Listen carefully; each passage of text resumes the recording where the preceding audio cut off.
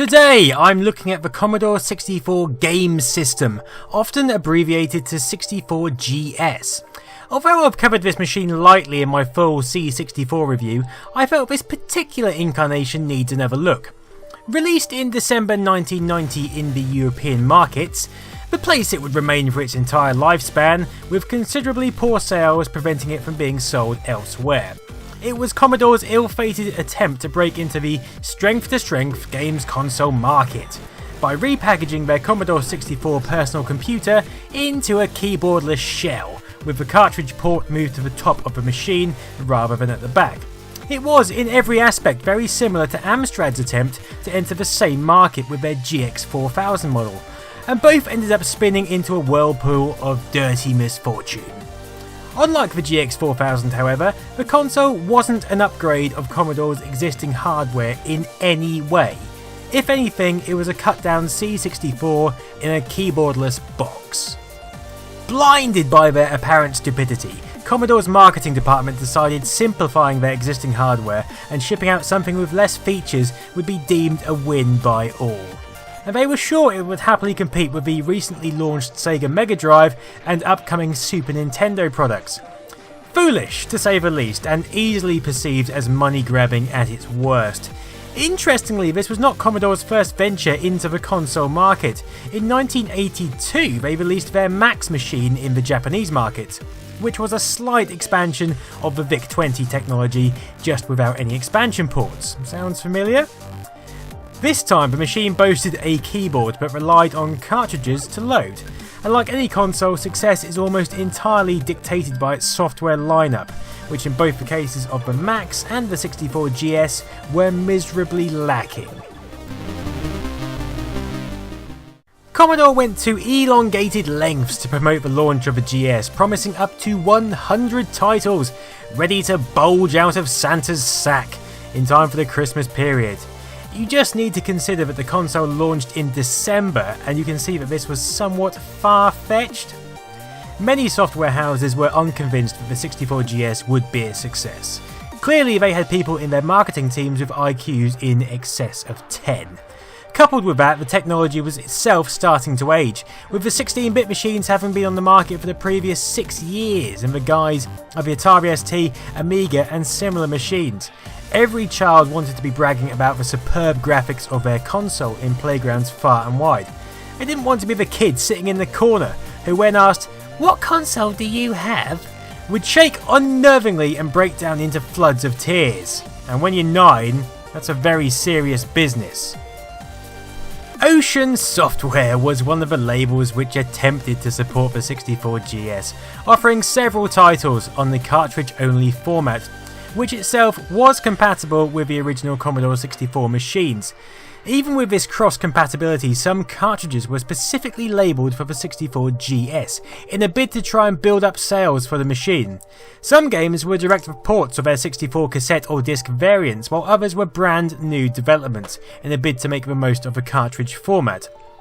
Officially labelled GS-compatible releases include 64GS 4-pack cartridge, Batman the Movie, which was a re-release of the tape game, Toki, Battle Command, Shadow of the Beast, Robocop 2, Robocop 3, Terminator 2, Pang, Navy SEAL, Chase HQ 2, Vindicator, Badland, Last Ninja Remix, Space Gun, Double Dragon, the Fun Play compilation, the Power Play compilation, International Soccer, Cyberball and Myth.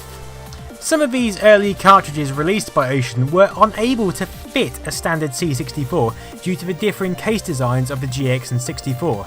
Early cartridges didn't quite fit into the original computer. Ocean had to correct this by drilling holes into the cases so they would fit.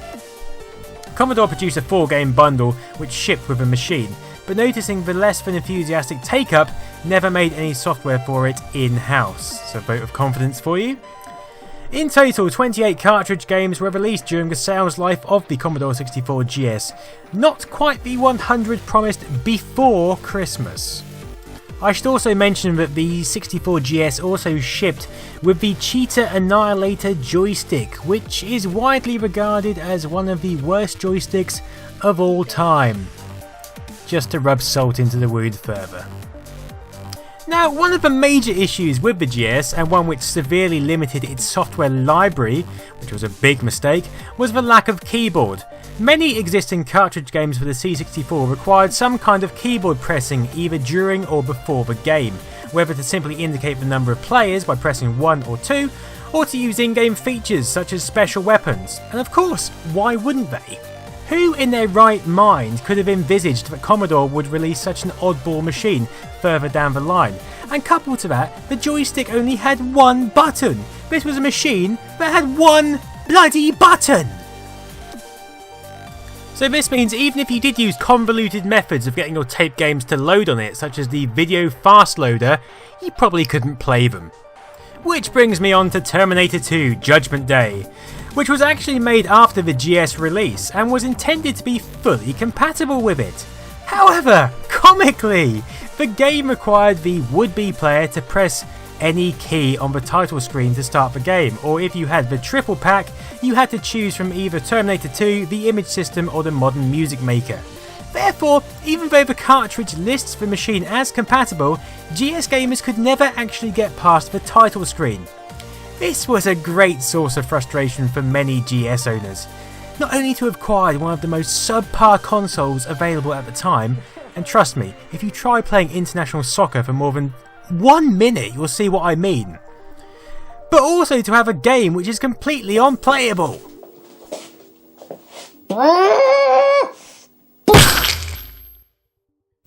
Oh god.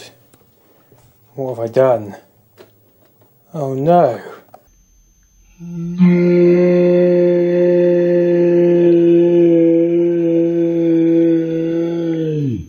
It's lucky then that the machine seems to be quite a hardy beast and can survive a hammer blow or two.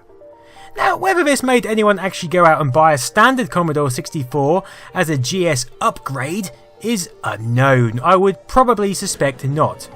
They probably opted for a blast processing capable Japanese counterpart in its stead, and why wouldn't they? It appears Commodore took Sega's "to be this good takes ages" slogan literally. So, opening up the machine, apparently it's a bit easier once you've smashed it into pieces. You'll see that other than having the power light on a slightly longer cable and an upturned cartridge port, the gubbins are identical to a C64, even the tape and expansion connectors remain, although you'd need to saw new holes through the GS case if you wanted to use them. That shouldn't be much of a problem in this instance. And it's a shame really, because if Commodore had cut these holes themselves, then they would have opened up a wide array of tape games to the system which may have helped its success a little bit. Although I guess they were concerned about the tape games which required a keyboard, and therefore creating confusion with the general public. So I've covered the hardware in more detail on my full C64 review video, but to recap, we have a MOS Technology 6502 running at 0.985 MHz. For storage we have a 44-pin cartridge port. For RAM we have 64 kilobytes. Video is provided by a MOS Technology VIC-2 MOS 8569 chip offering 8 hardware sprites. Display is 16 colours through your standard RF lead or RGB out. Sound is provided by the brilliant 8580 SID chip as always. Other ports include 2 DE9M game controller ports and a power supply port which takes the same power supply as your bog standard 64. In other news, the ROM contains 2 changes to the standard C64 ROM. One is turning on the machine without a cartridge displays an animation asking you to insert a cartridge, and 2, it offers extra inbuilt window commands designed to compensate for the lack of a keyboard. Evidently these were not often used. Also, you'll find that BASIC has been hidden so that you can't use it and try and pretend there's a keyboard somewhere. So let's conclude. The original Commodore 64 was a fantastic machine, released at the right time and to the right market. Now the 64GS, if the release date had been 5 years prior, before the NES and Master System were widely integrated into gaming society, then it may have been a commercial success, especially if priced at a lower entry point than the 64. However, by the time this old dog limped off the production lines, times had changed, expectations had changed, and prominently, graphics had come on leaps and bounds. Commodore were desperately trying to get a slice of the console market in much the same way they tried just a few years later with the Amiga CD32. The problem in both of these cases was the reliance on existing, aging hardware that just couldn't keep up with the competition, coupled with less than appetising price points. That makes the 64GS an unfortunate, but now highly collectible segment of poor ideas history, and indeed console history. If you can pick one up for less than 200 quid, then you're probably getting a bargain. Mine was about half that, so in my case I'm one of the few buyers who after 20 odd years considers my 64GS a bargain and a worthy addition to any, inverted quotes, console collection. So there we have it, the 64GS, sold in the UK in 1990. 80,000 units were produced, less than 25% of them were sold, with most of the remaining units taken back and disassembled to create parts for the 64G, Germany's version of the Commodore 64. The console was discontinued the same year it was made, sadly.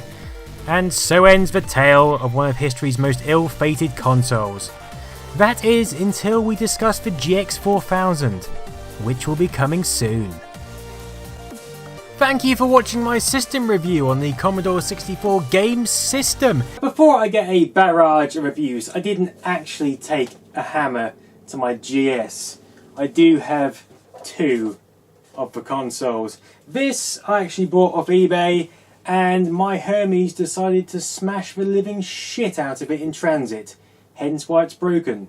But apparently it does still work. If you want to see the full C64 tamale, check out my Commodore 64 review video. Otherwise, feel free to subscribe and thank you for watching. Good night.